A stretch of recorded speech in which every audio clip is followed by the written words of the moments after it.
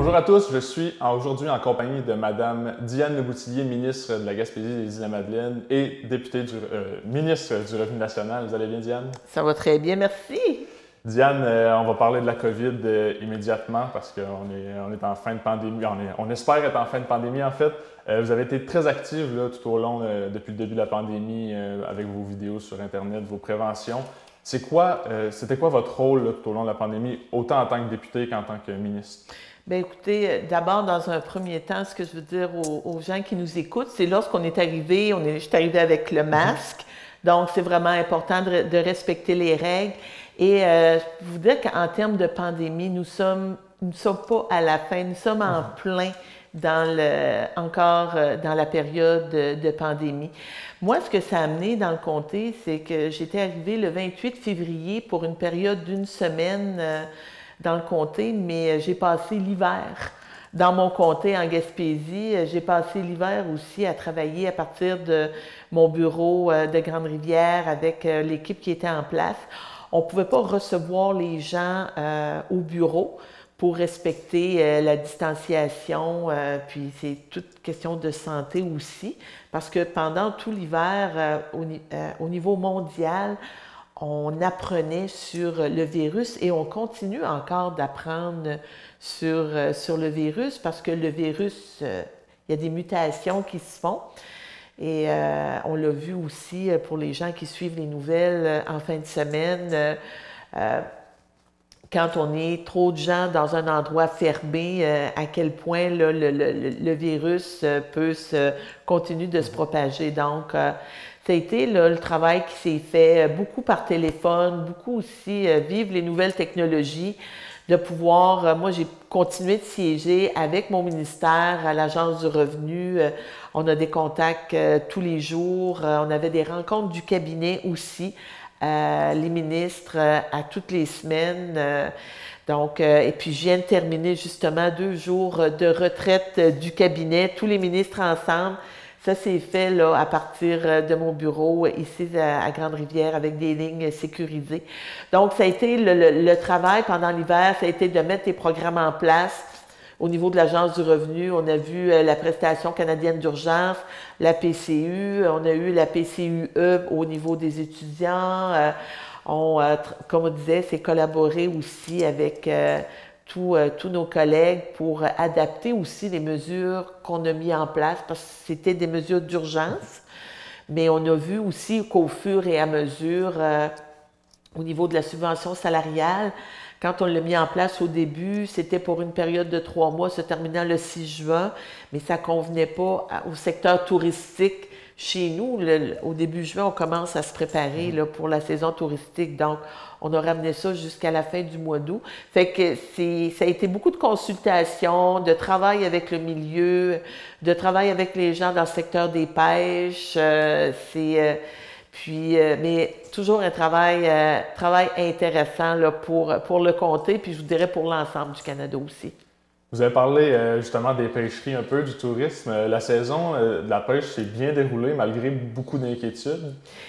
Effectivement, on a souvent des fois les gens ont tendance à oublier, mais je peux vous dire qu'au début de la saison de pêche, on avait beaucoup il y avait des pressions puis des demandes aussi à l'effet que on ne savait pas si on allait sortir ou pas sortir. On a même parlé il y a même certaines personnes qui demandaient l'annulation de la saison de pêche. On sait qu'il y a eu puis on a eu la pêche au crabe qui, elle, a commencé un peu plus tôt.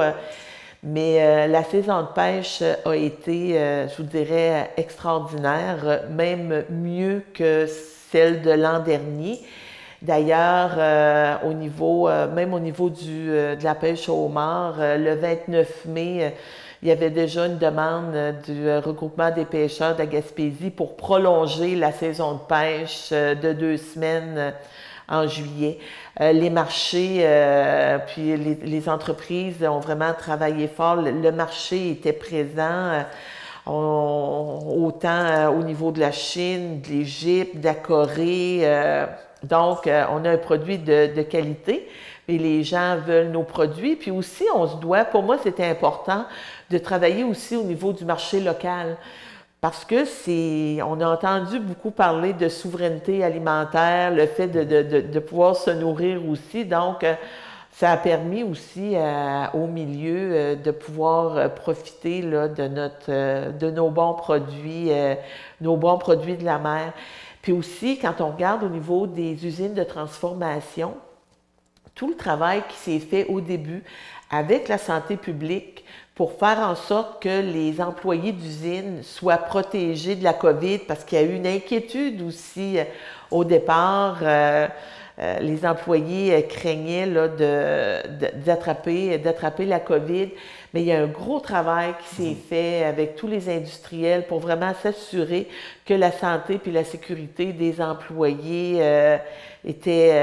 c'était primordial, parce que pas d'employés, pas de transformation. Donc, tout ça mis ensemble, avec l'aide du gouvernement fédéral, on a mis des argents sur la table, il y a des subventions, du financement qui a été alloué pour être en support, autant du côté du secteur de la pêche, autant du côté de l'industrie.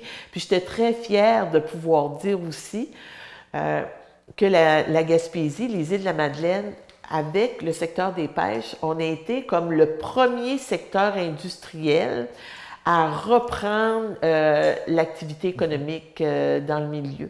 Donc, ça a été un gros travail il y a eu des grosses discussions.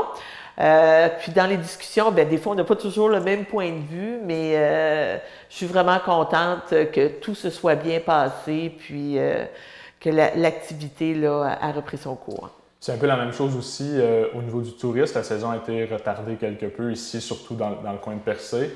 Ça se passe bien, puis on s'attend à une saison touristique aussi extraordinaire que la saison de pêche, on pourrait dire? Bien, je vous dirais que c'est sûr qu'au niveau de la saison touristique, ça a amené avec la COVID énormément là, de changements. Puis là aussi, on a eu des inquiétudes parce que on a été un bout où la 132 était fermée, donc on était entre nous, puis je pense puis on est bien, hein? On était bien entre nous, on se sentait comme plus protégés. Là, depuis il y a eu la réouverture de la route, puis on encourage vraiment au niveau touristique, on encourage le tourisme local, donc à l'intérieur des frontières du Québec. Cependant, puis oui, la saison touristique s'annonce très bonne. On sait que les gens de la ville avaient hâte de sortir de la ville là, pour s'en venir dans les régions, mais c'est vraiment important, puis je le répéterai jamais assez, là, c'est important d'appliquer les mesures de sécurité, de continuer la distanciation, de continuer de faire attention, de se laver les mains. Et moi, je le dis là, depuis plus de 2 mois, quand on va dans des endroits publics où de ne pas se gêner et de porter le masque. Vraiment, là, on protège les autres, puis on se protège à soi aussi. Si on parle un peu de l'actualité chaude, là, dans les derniers jours, dernières semaines, il y a eu une annonce d'Air Canada concernant l'avenue des avions de la compagnie en Gaspésie, sur la Côte-Nord. Est-ce que vous vouliez faire une petite mise au point, une mise à jour à ce sujet-là, d'un peu informer la population de ce qui se passe là, dans ce Oui, bien écoutez, moi, je l'ai appris comme tout le monde. Là. Je l'ai appris en écoutant les nouvelles à la télévision, puis en lisant ma Presse Plus. Je peux vous dire, moi, ça a été, là, pour moi, c'est catastrophique. Puis j'ai dit, c'est vraiment honte, là. C'est une vraie honte. Air Canada, là, porte le nom de Canada à la fin de Air. Donc, c'est coast to coast to coast, là. Fait que moi, là, d'amputer, que Air Canada vienne amputer les régions, tout le développement, il y a une question de santé, parce qu'on sait qu'on a beaucoup de médecins, de pharmaciens qui viennent comme médecins itinérants dans la santé, qui utilisent les services de l'avion. Donc, il y a une question de santé publique. Il y a une question aussi des entreprises. Quand les entrepreneurs, les gens se promènent, on veut aller avec le transport le plus rapide. Personnellement, moi, je suis impactée, donc je ne peux plus me rendre à Ottawa parce que je prenais l'avion j'utilisais les services d'Air Canada à l'aéroport de Gaspé pour me rendre à Ottawa. Puis je le disais hier à mes collègues, vous voudriez que je revienne à Ottawa aujourd'hui? Je peux pas. Je peux pas revenir vers Ottawa. Le seul moyen actuellement qui me reste, c'est la voiture. Puis on s'entend que c'est pas un petit voyage, on n'est pas à 2 heures de route. Puis même la semaine passée, j'allais faire une annonce aux îles de la Madeleine parce que les vols étaient complets pour 4 jours. Puis on a dû noliser un avion pour que je puisse aller faire cette annonce-là qui était importante pour les Madelinots.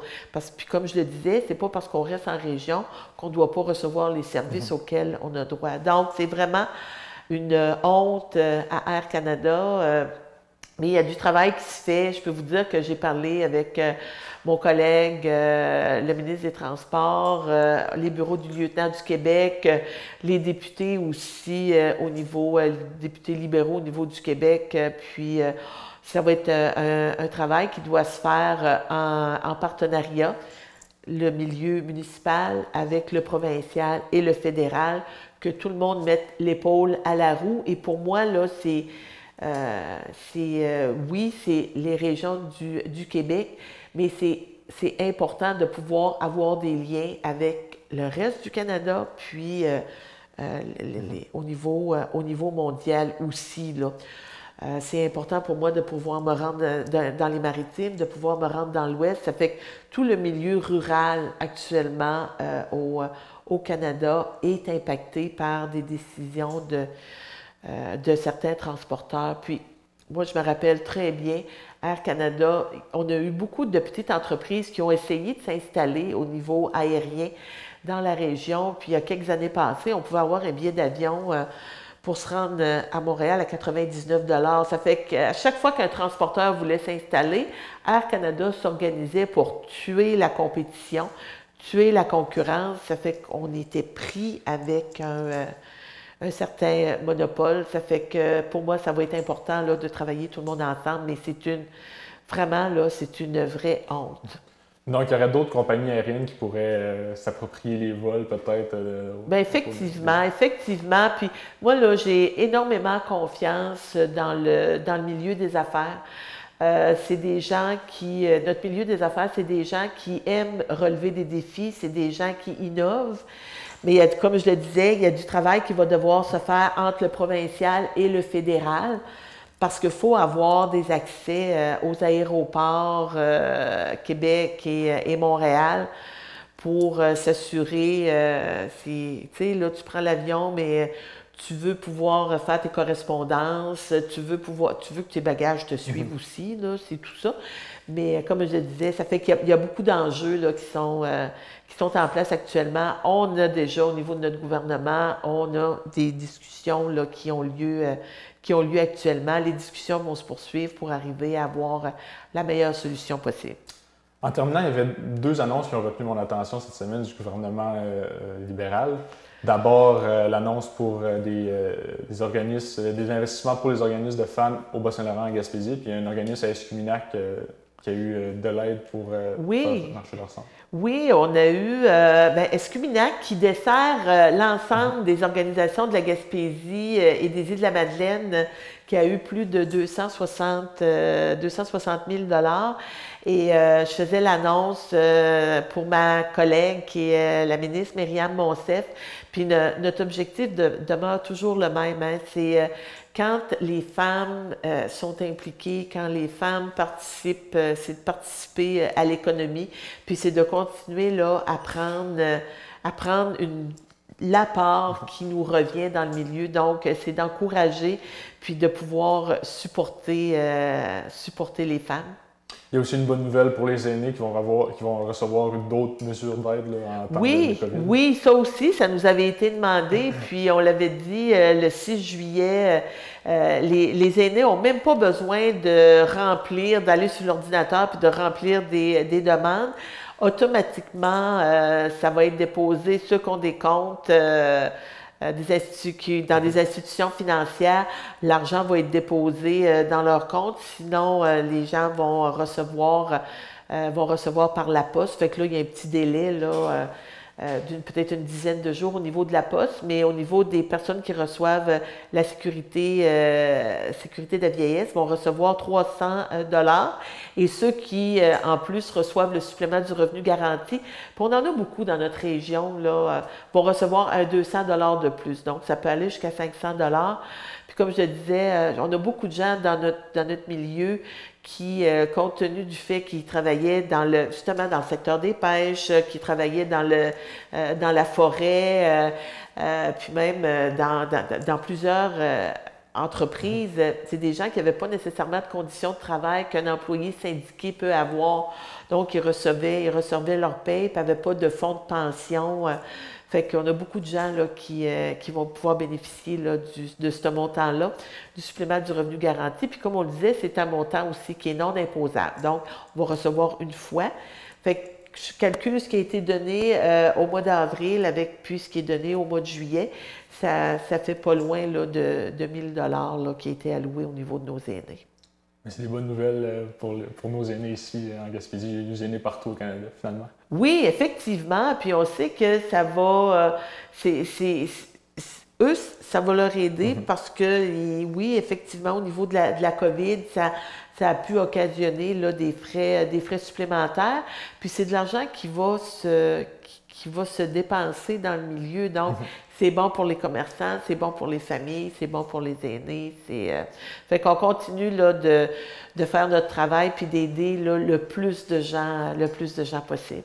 Madame Diane Lemoutillier, je vous remercie beaucoup d'avoir venu dans nos studios, enfin, on a pu se revoir dans nos studios. Merci d'avoir pris le temps de nous parler aujourd'hui.